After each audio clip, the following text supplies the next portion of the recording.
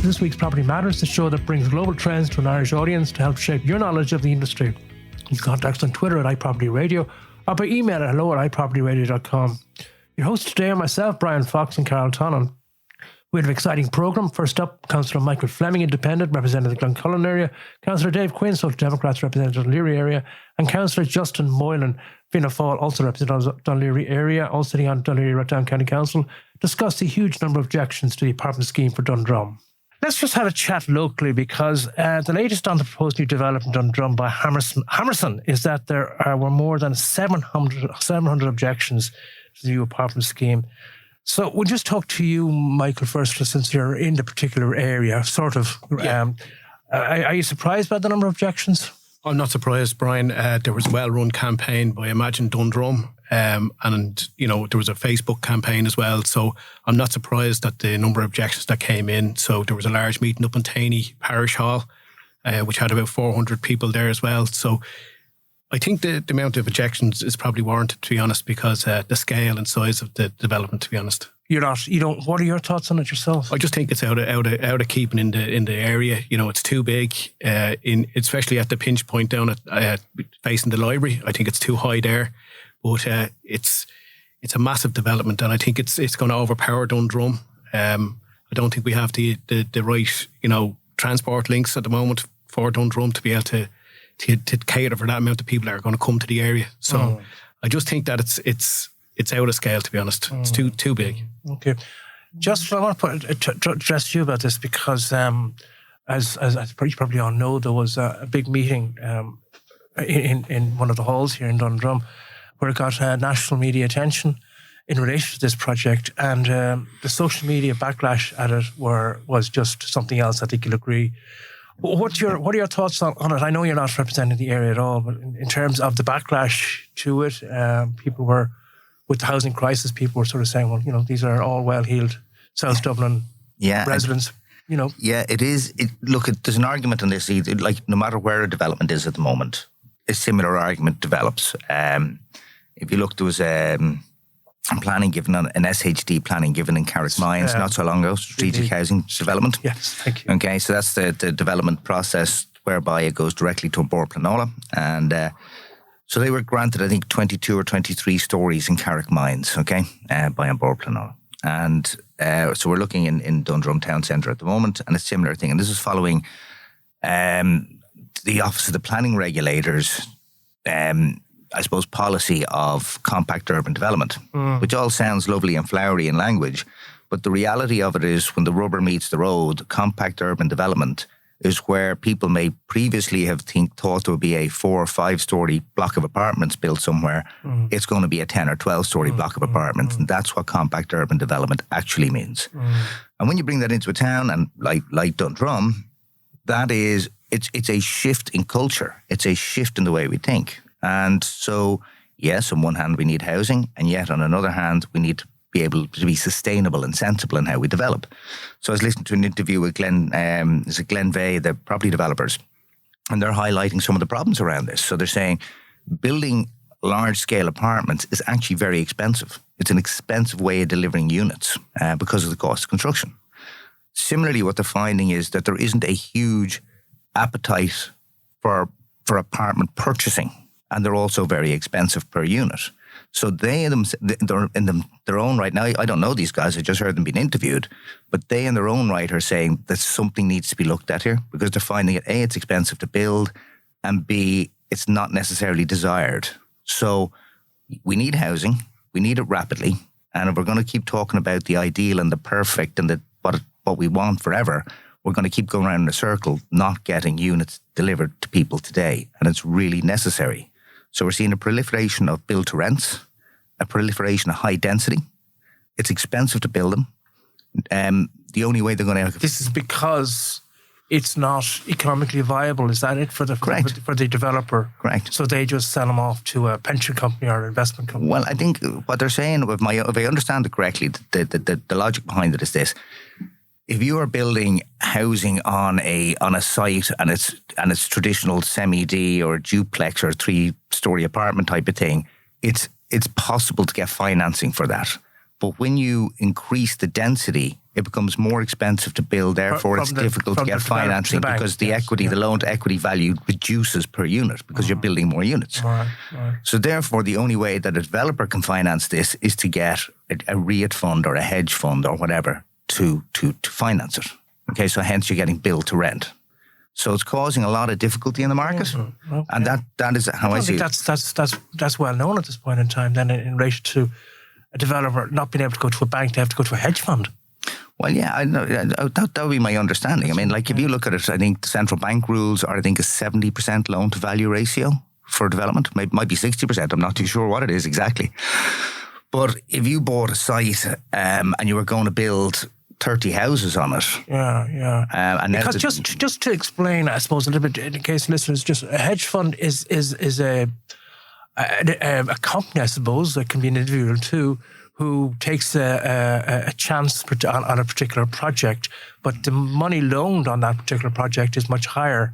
The interest rates are much higher than conventional. Would that be a fair way of looking at it? A little different. I'd say a little nuanced on that. Generally, what you'll see is kind of a mezzanine finance organisation who are sort of what you're talking about there. Right, sure. But they're not in it for the long term. Okay, so mezzanine finance will finance anything. In this case, it happens to be development we're talking about. Fair enough. But ultimately, what you're looking at is if you're a developer and you're building 200 apartments, to sell them piecemeal is difficult and takes time. Yeah. So ideally, if somebody's going to supply you mezzanine finance, in other words, bridging finance to get the overall package delivered, they need to know that you're going to sell that and sell it quickly in one shot. So hence come what they call the REIT funds, which is residential investment trusts or something like that, right? Yes. So that's essentially your pension funds. That's your big pension providers. Right. So you have a position where people are paying into their pensions. You want to have your pension payout when you're older.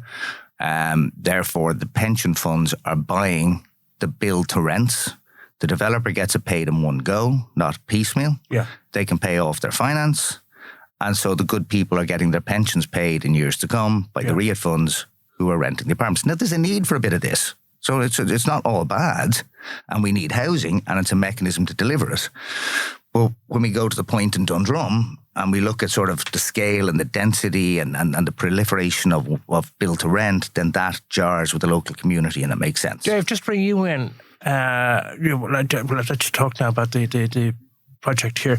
But is it not time for people, especially in Dublin and especially in the suburbs, to look at building up as opposed to building out? There may be a case, Brian, for that, and there's a process in place through, as you know, the County Development Plan, which allows for local authorities to sit down over a prolonged period of time. The recently passed Dun Laoghaire-Rathdown County Development Plan was 2 years in the making, and has just recently been gone through its final stages, albeit with one or two minor corrections perhaps to be made. But the issue with housing really is I'd like to bring it back if I can, because Justin rightly talks about markets and returns, and you mentioned interest rates. Housing should not be regarded in the main as a commodity of that nature.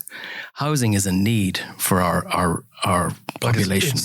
And the state's refusal or withdrawal from the building of houses is simply unforgivable. So you want to go back to local authorities building houses? I want us to go back to, and it is starting in a very small way through the Land Development Agency with the developments in Shangana. But it still doesn't address the actual land mass that's needed. No, it doesn't. But within the County Development Plan process, there are height considerations with respect to where is it appropriate to have higher buildings than the normal 2, 3, 4-story height.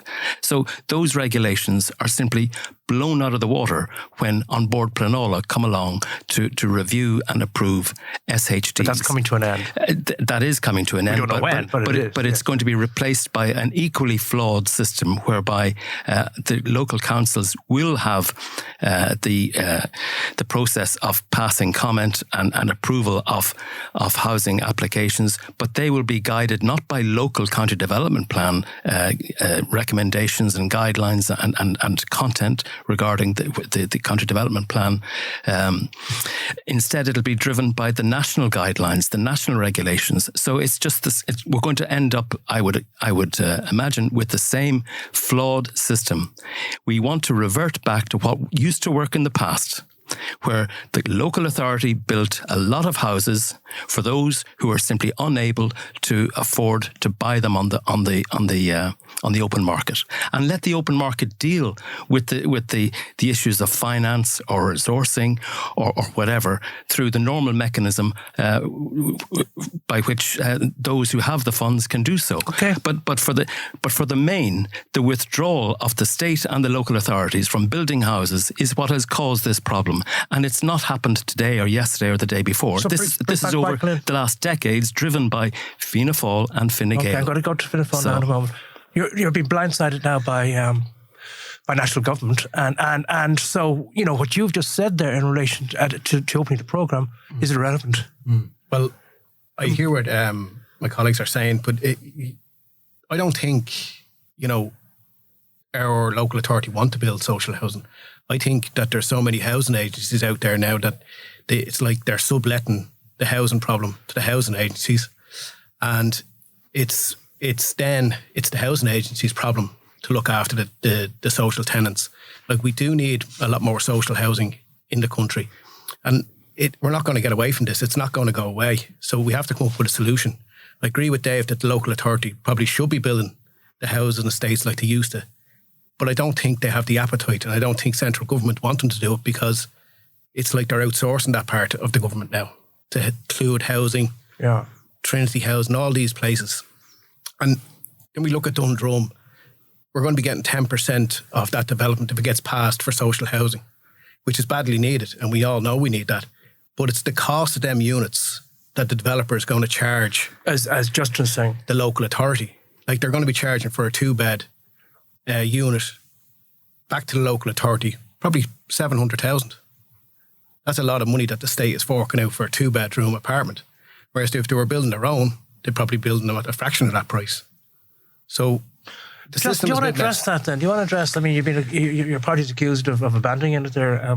Well, I suppose. Look, first of all, Fianna Fáil hasn't been in government from 2011 to 2020. Okay, so we can't be responsible for social housing policy for that length of time. But Justin, hold on here. The housing crisis was caused primarily by Fianna Fáil. I didn't interrupt you, okay? I didn't interrupt you, and I don't. Okay, so Darragh O'Brien's housing minister for 2 years. Okay, the Housing for All programme has committed €4 billion a year to building social and affordable housing, which was not committed previously. Okay, we are seeing the LDA develop stuff, but it's slow and it is going to take time. And there's nobody here, there's no point in spoofing people and telling them this is going to be solved tomorrow. It won't. This is a long programme. There is a deficit of social housing in the country, and that exists for a long time. You're correct in that, but it does need to be addressed. All arms of the state are required to do it, including local authority build. There's no doubting that. And local authority are best placed to do it. That doesn't exclude the approved housing bodies. They have a role to play too, but it is not an exclusive role in it. So we have a deficit of social housing that's required and required urgently. But why then, just before we go back to Dave there, why then, I think, correct me if I'm wrong, I think it was during the Fianna Fáil Progressive Democrat coalition that it was decided to scrap local authorities building social housing. Why not go back to that now? Well, they are going back to that. I mean, there is a requirement. If you look at Housing for All, there are housing targets in there for the local authorities to meet. Okay, so that is a desire of Housing for All. However, that needs to be done on the ground. And when you look at many of the local authorities, you will see the resources to deliver that in terms of architects and QSs and all of that sort of stuff isn't there. So that has to be rebuilt or redeveloped within each local authority in order to develop and deliver it. What do you want to bring you in on that now? Sure. Well, Justin's right that this hasn't happened, in the last couple of years. This is a problem that has been developed over decades. It came obviously to a crisis point with the financial crash. Again, contributed primarily by outside forces, but exacerbated by Irish conditions of the housing development issue. And housing has in the main been seen as a profit source, as a source of private enterprise, making returns, and the state has been withdrawing from the delivery of houses in order to leave the field open for the developers. By housing not in any way, shape or form. There's a small level of commitment for targets for public housing, but it's minuscule in terms of the need, and the need should drive the delivery. There is a need. The local authority funded by central government has the capacity can build up the capacity to do so. It's not going to be done overnight, as I agree with Justin on that. But the demand, the need is there, and it's up to the national political parties to deliver it, and they're failing to do so because of their own particular political perspective with respect to protecting the position of developers in the whole industry, and it's simply not acceptable. Michael, how do you come down on what you're hearing from your two colleagues? Well, just as they were talking there, I'm thinking about Shangana. I believe to build... Shankill, out there. And the land agency is, the housing agency is planning on building the units there, a lot of them social, but they're going to cost them 600,000 to build. Like, are we going to be able to afford this in 2 years' time with the way the country's going? But isn't that the problem? That's the inherent problem anyway. That's not going to go away. But that's what I'm saying. We need to look at this because I feel the country's going to hit a recession the next year. You know, you're looking at Davos recently on the television. So it needs to be. We need to look at this. The cost of materials to build. I can't see it's going to be sustainable, even if we got permission for. Well, that's another aspect of it, isn't it? As well. I mean, if construction inflation. If Dundrum got approved, I actually don't think Hammerson will have the money to actually build it. So I just want to move on too, because there's another story today in today's Irish Times in relation to Dun Laoghaire-Rathdown rezoning plans challenged. I don't know if you're familiar with this story, but the newly adopted Dun Laoghaire-Rathdown County Development Plan is facing 3 legal challenges by developers over the rezoning of South Dublin residential lands for other purposes. The actions are lands in Stillorgan, Ghostown and Bullock Harbour. We're all familiar, I think, with the ongoing problem there with Richard Barrett trying to build there in Bullock Harbour. What's your reaction to that particular situation now that they are prepared to go to court on these developers? Start with you again, Dave. Well, every citizen is entitled to take legal action as they see fit, but the County Development Plan, as I said earlier, Brian, went through a detailed, lengthy process of study, consideration, discussion, debate, voting within the local authority council. Councillors duly elected by the residents of Dun Laoghaire-Rathdown, and we have come up with the county development plan based on the advices provided by the experts, by the management involved, and we've obviously made choices and decisions which run counter to the financial interests of certain people, and so be it. Okay, the developer wants an order quashing the decision to adopt the plan, or in the alternative, quashing the adopted amendments made by way of council meeting motions by elected members which related to the rezoning of parts of the lands from institutional, which allows for sustainable neighbourhood infrastructure, to open space. It's also looking for a declaration as to its legal rights and legal duties of the council in relation to the decision under the challenge. So they're not happy with you, councillors. Look, that's part of the job. But I suppose the chief executive recommendation was that no more land should be rezoned in Dun Laoghaire-Rathdown, that we have enough land rezoned at the moment. But there were some sites rezoned in this county development plan, like the Mint Central Bank site in Sandyford, that was rezoned residential. So, look, they're more than welcome to take it to the courts, but I feel that there's enough land rezoned at the moment to adequately fill the housing need. But like when it comes down to the chief executive's recommendation was that there was enough land rezoned, so we'll go to the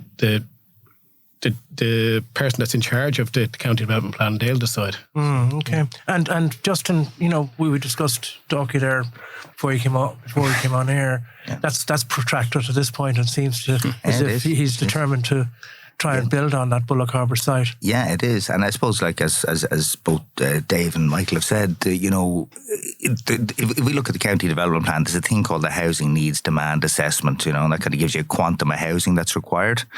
And that's all done under national planning framework, policy guidelines and all that. So DLR's county development plan has met all of that, okay? So, I suppose as elected reps, our job is to look at how best to lay out the county within that framework. So when you talk about Bullock, it's interesting. So, that's a harbour. It used to be a boat yard. And I don't know if you've seen any of the videos they showed from Storm Ophelia and Storm Emma and all that stuff where you saw the overtopping and the flooding. So as a councillor, I'd look at that. I live near the area, so I know it. If somebody were to go and build houses there, and that overtopping and flooding comes along, and the headline will be when that happens, who allowed housing to be built here? Because they knew it happened, right? So we're standing at the county development plan saying it's not a good idea to build housing in an old boat yard that's prone to overtopping and flooding. Now, the owner of the yard, for sure, they're within their rights to challenge it, but it's been made for good reason. I mean, we have made those decisions in the best interest of the community. And that's our job. So, if it needs to be challenged, then so be it. But we kind of have to stand over making decisions for the community. Yeah. Fully agree. Last word then in relation to this, before we move on to more national stories. What are you optimistic about developing in the county? Or what are your thoughts, Justin? I think it's challenging. I mean, as we move towards this compact urban development and it's a change in the way we do things, I think there's expectations from the planning framework and the Office of the Planning Regulator and all that space and how they want things done. And I think there's a challenge in what communities will accept in terms of that change in planning. And then there's also challenges in financing and funding it for development and all of that. So there's challenges in getting here. We need to resolve them urgently, though, because we do need development. We're in a national crisis, aren't we? We're in a crisis. So we need to get past all this very quickly and start delivering units. But look, I am optimistic. Of course I am. I mean, Shangan is going to be, I think, a very successful development. And it'll be mixed between social and affordable, and that's what we need to see more of. Michael, the youth population is very discouraged by what's going on at the moment in the national property market at the moment. Do you think anything can be done in time to appease their qualms before the next general election? But there is a lot happening, Brian. In fairness, now there is a lot happening. So it mightn't seem like that, but there's a lot of units. There's a lot of SHDs coming before. Within Dublin or within the rest of the country? Well, I'll speak for Dublin mainly, but there is a lot happening. In the Sandyford-Glencullen ward alone, we have 3 SHDs. We had a week at some stage. So that's for apartment blocks of 300 or 400, which will be allocated, 10% of them will be allocated to social housing. Yeah. So things are happening. I just, Rome wasn't built in a day, but I do believe that things are changing. And I do believe in 2 years' time, we'll see a massive difference.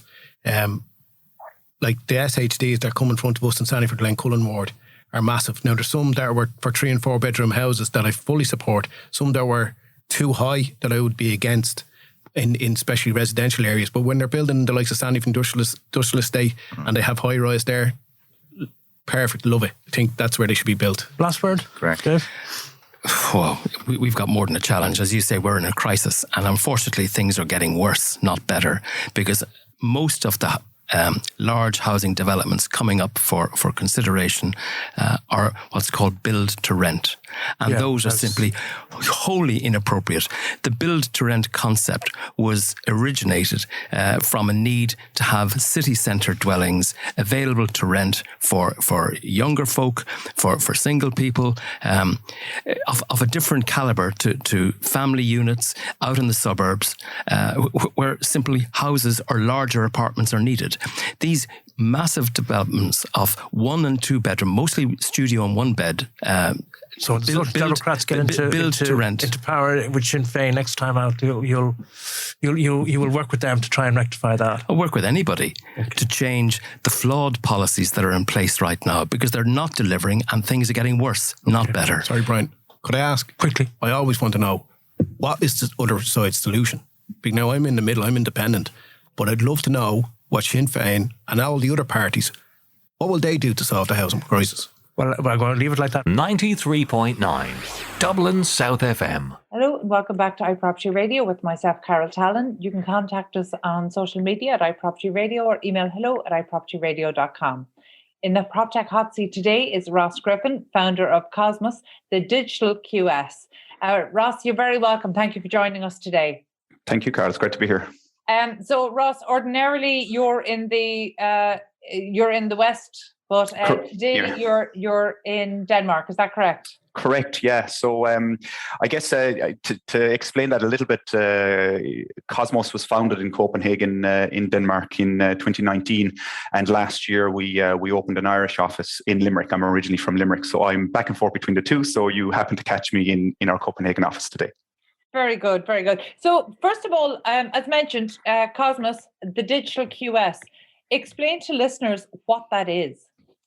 Yeah, from our perspective, it's the traditional quantity surveying practice, but focusing on digital information and digital projects, so digital design, kind of embedding ourselves in the architectural and engineering digital design process as a kind of collaborative, integrated member of that team. So rather than the traditional model of waiting for design information to be sent to you on 2D PDF, we're now changing the model slightly where we are ingrained in the design development with the architects and engineers, consistently and continually looking at the development of the 3D information within whatever platform, whether that's Revit or ArchiCAD or whatever, and trying to advise on the quality level of the information in accordance with the BIM execution plan, so that we as QSs can use that information when exported in IFC format into our estimating software to develop cost plans, bills of quantities, and so on. So again, rather than waiting to the end, we're now trying to integrate ourselves in that entire development process. So from a QS function point of view, what difference does that make to the overall project? Well, there's a couple of things, right? So first of all, as a QS, we're saying that we're moving away from quantity surveying as a kind of process. We're more quality surveyors now. So we're taking information developed by other disciplines to use within the cost planning, cost estimating. Again, the same as we've always done before, except the information is being developed by other disciplines. It's not the QS's role now to interpret information anymore. It's their role to take that information, to quality assure it, and then to use it. So from that perspective, you're improving the quality of design information from day one, week on week, with the disciplines. And I must reiterate that, with the disciplines, with the architect, with the engineer. So you're adding value to their process as well as they're adding value to your process. Okay, something that I ask most of our guests on the show is, because I'm particularly those involved in projects outside of Ireland, because I think it's really important for the Irish industry to be honest about assessing where it is in terms of digital adoption. So given your experience, not just in Denmark, but obviously you work on international projects, where do you think Ireland lies in terms of digital adoption? I guess there's two areas to that. One, as a national industry, I would say that we are absolute laggers in our processes and our adoption of digital design and digital as a national industry when compared to Denmark. For example, in 2008, the Danish government brought in their first BIM initiative. It has been updated in 2012, 2015, and again recently. So they have now gone through what will be kind of 15 years of digital progression within the industry nationally. Now, of course, we have companies that are well ahead in terms of a global level within Ireland, but that is very, very challenging for companies when working on a national level with different stakeholder groups with different knowledge bases and level of experience. So again, in a national level, I'd say we were for sure we're well behind when compared to Denmark, for example. Okay, but then I'm sure you're aware of initiatives like, for example, Build Digital and other initiatives by the state, supplemented by the private sector, of course, in terms of driving digital adoption, in terms of, offsite and other modern methods of construction. And actually, whenever we speak to anybody across the MMC chain, they all say the same thing, and that is it comes back to being involved at early design stage. So we know that pre-construction is where the wins are to be gained. It's where we need to focus on. It's possibly not where the traditional industry is focused on right now, but it's where we need to get to for best practice. But looking at the experiences that you've seen in the Danish market over the past number of years, what have you learned there that maybe you're not seeing in the Irish marketplace? The BIM mandate that is government driven, that is implemented and managed, that needs to happen for starters. We will never catch up or be at the level that countries like Denmark are without a BIM mandate for public projects. Public investment is the largest in any country. They also have the diversity in projects from small to medium to large, and they have the finance to back up the development, not the development of the asset itself, the physical asset, but the development and the learning of for all stakeholder groups within that project to increase their knowledge base within digital design and digital delivery. So we need pilot projects driven by government that are BIM mandated and that are managed relating to that BIM mandate. So until we have that, I think we will continually struggle as a national industry to bring up everybody, including SMEs and the supply chain, in that digital workflow and digital way of thinking and so on projects. It's interesting when BIM was mandated across all UK projects years ago, there was almost an assumption in the industry that that's what would happen in Ireland, and that hasn't been the case. And we see now, while there's been huge progress made over the last 2 years, it's very academic, and it's academic led, which obviously will have a knock-on effect as we're training the next generation of experts. But is enough being done, I suppose, at industry level? So, for example, you're talking about the state needing to take the lead in bringing in emerging technologies and existing technologies. But there's an element of risk in that. So the state isn't set up to understand, to assume risk. So how do we get around that? You have a huge challenge there, right? So there is an element of risk in it, but risk at the end of the day is cost, right? So either it's time or it's CapEx, and they need to set aside CapEx to allow projects to be development projects when it comes to digital advances and so on. So government need to make a decision right now. Is that something that they want for the future? And for us as an industry to be competitive internationally, we have to bring the capabilities up of the entire local industry. Otherwise, you will have private companies developing their BIM standards, developing their knowledge bases for the global market rather than the local market, because private sector in itself will only take on BIM partially, to be honest. It really depends, and it's up to developers how they see the value in that. So from a government perspective, they need to set aside a fund for this to keep this going. And the Build Digital project is a great example, but it cannot be an academic task. It has to be practical. We have to bring in the entire supply chain into it. We have to bring in all stakeholders into that development in order to be able to build the knowledge base. And it takes time and it takes years, and we're going to make mistakes. That has to be understood. It's not something we're going to change overnight. If we reflect back to Denmark, we're 15 years in the kind of digital development process in Denmark. All projects are now digital projects in Denmark. All projects that we work with inside in the Danish environment are all BIM projects. We don't have any traditional projects left, and that's almost down to your one-off housing. So all kind of consultants and stakeholders have now transitioned to the digital approach because it's more cost-effective. Digital information is easier to work with. In terms of how you procure, it's much easier rather than the traditional models. So it's inevitability that we're now going to have to work towards, but someone has to lead the way, and that has to be government.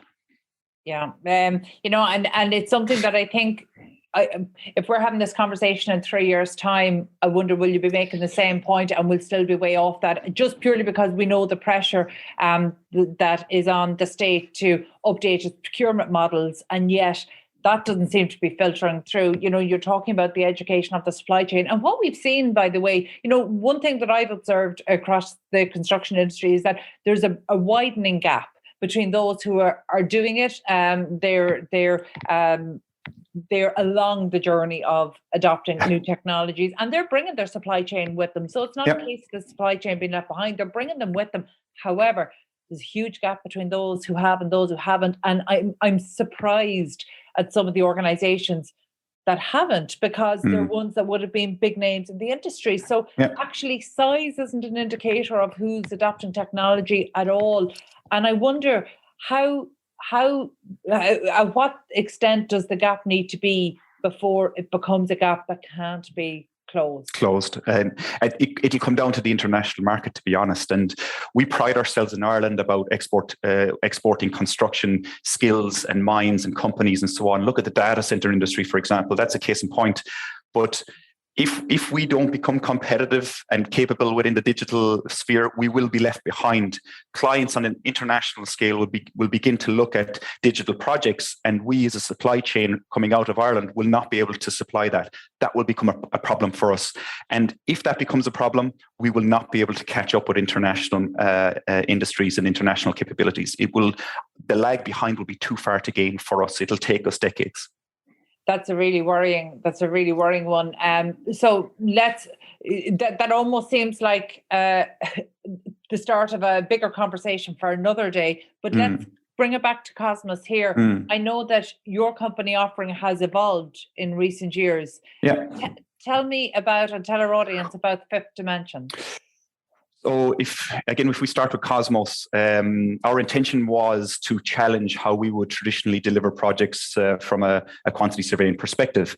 And because as individuals, we've been working on digital projects for 8 or 9 years now, we could see that on an international market, like in Ireland, for example, if we were considering us as a Danish company, we could see that there's opportunity in these markets where the local supply chain might not have the knowledge and experience on digital projects. So as we were building our kind of standards and standardization within Cosmos, as we started, we want to be a cloud-based kind of quantity surveying. So we're a paperless office. We do not print paper. Everything is digital, whether it's 2D measurement or 3D measurement, it's all digital. And what we realized and we noticed this over the last number of years, was two things. We're very dependent on Excel as a platform or software to manage construction budgets and economies and reporting and so on. And Excel is a very manual platform. It's kind of like the pen and paper of the olden days. We've shifted through now. Yes, we're all digitized using Excel, but the next layer is coming. And the second thing we realized is that companies don't have databases. Companies don't have cost databases. They haven't standardized enough yet. And what we realized was when we started investigating the availability of software out there for quantity surveyors in particular, and for companies that understand kind of the quantity surveying practices, is that there isn't a specific or focused software that allows QSs to report digitally, to collect cost information in a standard structured format, and then to analyze that cost information across the different portfolios that they might have, or the different building types or subtypes and so on. And the introduction of ICMS, International Construction Measurement Standards, a number of years ago, has now allowed us on a global scale to standardize our cost structures, and then being able to analyze cost information not only on a national level, but across borders on an international level. And it's something we're working with one of our clients with at the moment on their projects on an international scale, is because we're using standardized cost structures, because we're using standardized approach to our cost planning, bills of quantities, cost control, so on, it allows us now to look across their entire global portfolio and to really challenge what has been designed and delivered by local teams in terms of the solutions from a commercial perspective to add more value into their projects, to add more value into their delivery, and hopefully increase their return on investment, or offer that cost saving back to the supply chain. So the fifth dimension is basically this. It's a cloud-based solution where us as quantity surveyors can load cost information from our estimating tools, and from that the clients can log on to their dashboard viewing level and be able to view then their commercial information relating to either their project, their portfolio, or their entire business. And with that, we're able then to create a national or international database of cost information that can be indexed up to the most recent index, depending on where you are, of course, and being able to then look at value creation for clients, companies, and perhaps again government and local authorities. Oh, and Ross, you mentioned that in the last year you've opened an Irish office. Correct. So who are the clients that you're trying to target? I mean, just from your description, it sounds like this that the target audience here would be across professional QS and construction QS. But obviously, the term stakeholders has broadened hugely, and we know that those employing QS services has broadened hugely over the past decade. So who are your targets in the Irish market? If from a Cosmos perspective or from a fifth dimension perspective, both. So for us, Cosmos, we're looking for companies that are interested in a delivery of a digital project process. So pre-construction is our focus. As we mentioned when we opened up the conversation, pre-construction is where the value is created. It is the proactive element of construction. During execution, it's reactive. You're dealing with information that has already been created. You're dealing with contracts that have already been structured. And it really is a proactive approach to managing risk and client cost. Whereas in pre-construction, you are managing design quality, contract quality, change management information. So for us, we're looking for kind of strategic partners within the industry, whether that is QS practices looking to kind of improve their knowledge on digital workflows. We would come in and assist them on projects, or developers looking to really change how they deliver their pre-construction projects. That's kind of our focus from a Cosmos perspective. From a fifth dimension perspective, that is kind of any developer or any quantity surveying practice looking to standardize and digitize their commercial information. So I'll give you an example. If you had Limerick City and County Council, or Cork City Council, or Dublin City Council, who have a range of schools, and they've been collecting cost information on their schools for the last 2 decades. Imagine how powerful that is, standardized and being able to analyze automatically when looking at benchmarking for the next schools or the risks for the next schools, because all your risks have been cataloged and categorized and collected digitally. You can run algorithms then that will predict the risk for you and predict the cost of that risk based on that historical information. None of us have that today. And that's what we want to recreate for the future. We want to change what the QS, the quantity surveyor, is. We want to digitize the entire workflow so that we can automate most of the analytics that will allow us to advise our clients more strategically and accurately in the future.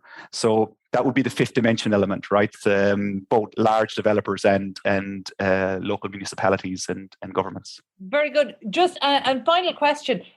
For clients coming on board with you now, do they need to be a certain distance along the digital transformation journey? Can you bring them along with you? So we have a couple of clients at the moment that we're developing their digital strategy for them. Now, some companies might think, well, a quantity surveying practice developing a digital strategy, that doesn't really make sense. Isn't that a digital consultant? But we've partnered with digital consultants to deliver these strategies for very large organizations, global organizations as well, not just national here in Denmark, but global organizations. So we would develop that BIM execution plan, but there's a focus on not just the design, it's the 4D, the 5D, so time and cost, the 6D and 7D, which is sustainability and facilities management, and encapsulating all of that within these strategic documents that allows companies to start from the very beginning of their project and then manage that information development through the design in the pre-construction, through the construction, from that delivery from the contractor, and right up to the digital handover prior to the operation of the building. That all needs to happen early. Otherwise, you need to try and retrofit everything, and that's quite difficult to do. Now, these strategies, they're not that difficult to implement, to be honest. It's about having the right stakeholders around the table to have the conversations that the client needs to have. So the client just needs to kind of have a vision that they want to change from traditional models. They want to digitize their workflow and their information to become more competitive in order to be able to improve their delivery in the future. A small example would be, imagine we have obviously everybody knows we have a housing crisis in Ireland. Imagine we were able to digitize everything we've built back in the Celtic Tiger to understand what our cost per square meter is in all the different building types and housing types that we've had. Imagine we have that today in order to strategize what we should build, where we should build it, and why we should build it. That would be incredibly powerful to us now. So yes, we can't have it retrofitted back over a decade ago, but we can start today for the next generation and the next, push towards residential developments.